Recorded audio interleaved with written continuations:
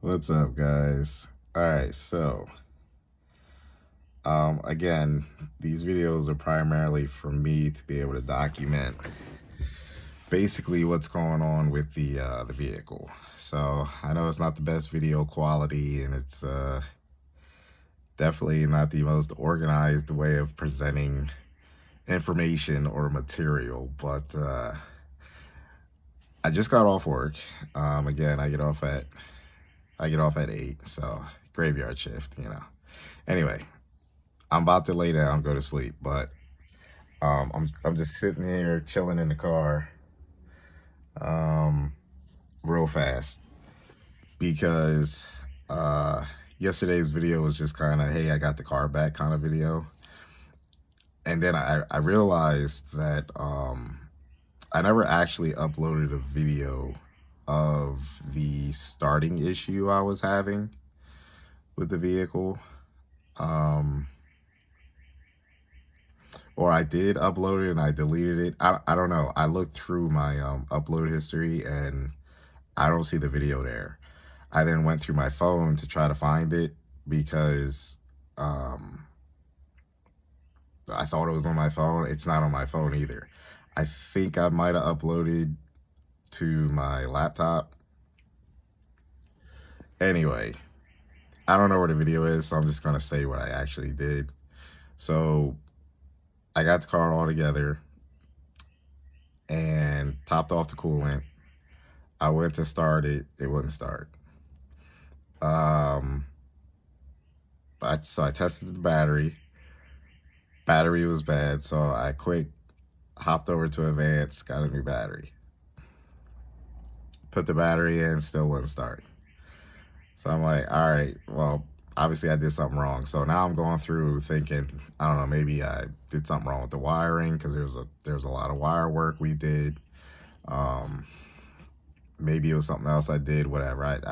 I wasn't quite sure. Long story short, when I had scheduled it to go to JE Total Performance, that's my tuner. JE Import Performance, JE Total Performance. If you'll find them, you Google them. But I was going to have it towed there again because they had to finish the exhaust. But I was like, man, I wanted to at least start it just to, hear it before it went there.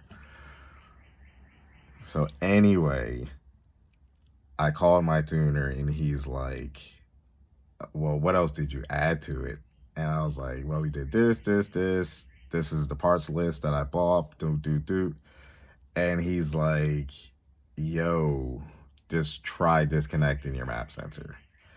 And my silly self, I didn't even think about that. But that was on me. That was totally just me being a goofball.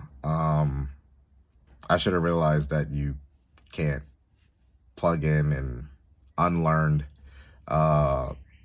uncalibrated sensor and just expect it to work. Like, why would that be a thing, right? But so that's what it was. I literally unplugged the map sensor and the vehicle started. So that solved that no start problem. So got to hear it run, put it onto the call AAA. They came with a flatbed and they towed it to JE Import Performance.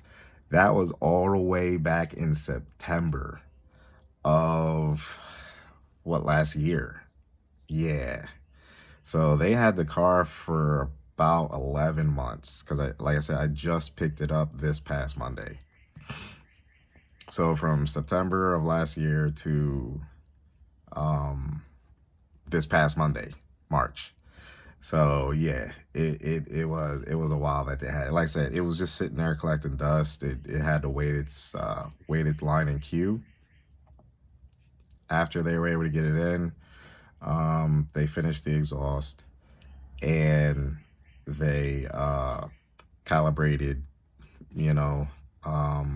everything on the dyno, and then it was good to go.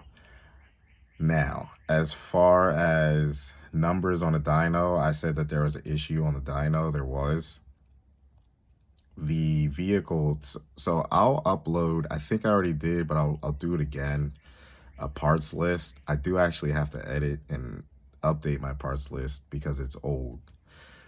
But the car made it all the way up to, like, I think the tuner said it was like 320 horsepower, or 300, I think it was.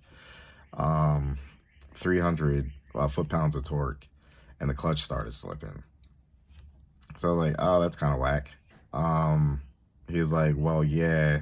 I mean, I barely got it up to there. The dyno's struggling. It's glitching. It's jumping all over the place. You just can't run it like that. Which, yes, of course.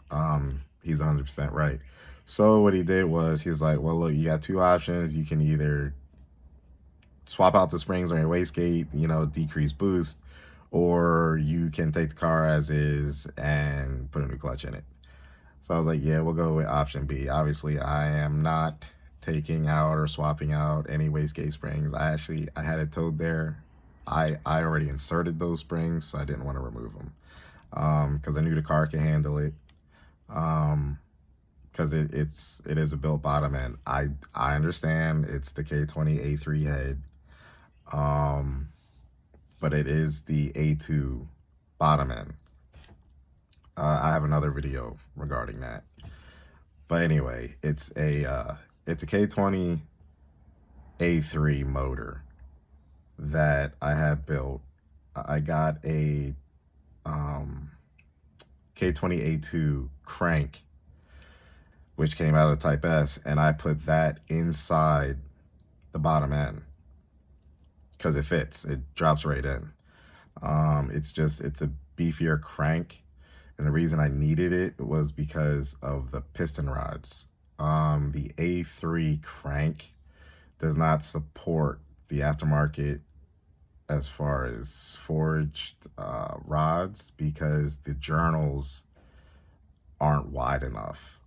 So no one makes pistons for those. It just doesn't make sense to build an A3 bottom end. So I got the A2 crank in there. With forged rods, pistons, and all that stuff. Again, I'll re-upload the build sheet. But anyway, the top end is still an A3 head, so it's the 2-lobe, so it doesn't flow as well as an A2 head. Not only that, but there are no aftermarket cams for the A3 head. People don't generally build those motors. With that being said, I did install valves, springs, and retainers for the head, so it can handle the pressure, I should say. So anyway, long story short, they called me and they were like, yo, this thing's slipping. We're gonna have to dial it down. So they did. So it's sitting right now. I think it's at like 240 horsepower, and about the same on foot-pounds of torque. I will attach a photo of the dyno sheet. It's a screenshot. That's all it is. I don't have the actual printout, so my apologies there. But that's where it's at. So that's where the car is. That's where the car sits. Those are the current numbers we're at as well. So about 240 horsepower and then 240 foot-pounds of torque. So with that being said, even though we are in need of a clutch, it's still very fun to drive. I will say that. This thing is squirrely. It's super light, doesn't weigh anything. I actually got to get this thing on a scale to see what it actually weighs in at, but it can't be anything more than like 2,600 pounds. Like it doesn't weigh anything, which is great. But anyway, it's a ton of fun to drive. You want to talk about torque steer? Like it's at 240 now, and I'm already like grabbing the wheel with both hands. It wants to jump all over the road, which I don't know. I find that fun. Drivability wise, I like it. It's fun to drive. It's just, it feels kind of raw. It feels kind of pure. It's an enthusiast car without all those electronics and steering assist controls and all that crazy stuff. So anyway, I'm rambling, and I know nobody's going to want to sit through and watch 10 minutes of this video. So I'm going to stop this one here.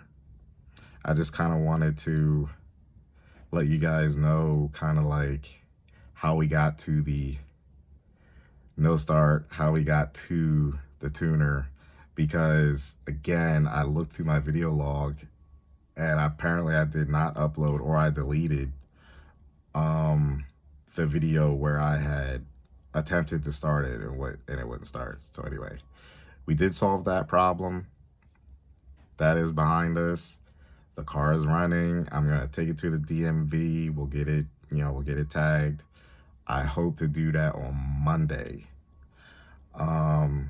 And other than that, it's fun to drive. I will start it for you guys. I don't want to do that right now, um, but I will start it. We'll get it in the air. I know I said I'd do that last time, but I'll get it started. We'll listen to it run. I'll put it in the air. I'll let you guys see the custom work that they had to do to it to make it all work and fit. And then we'll go from there. All right.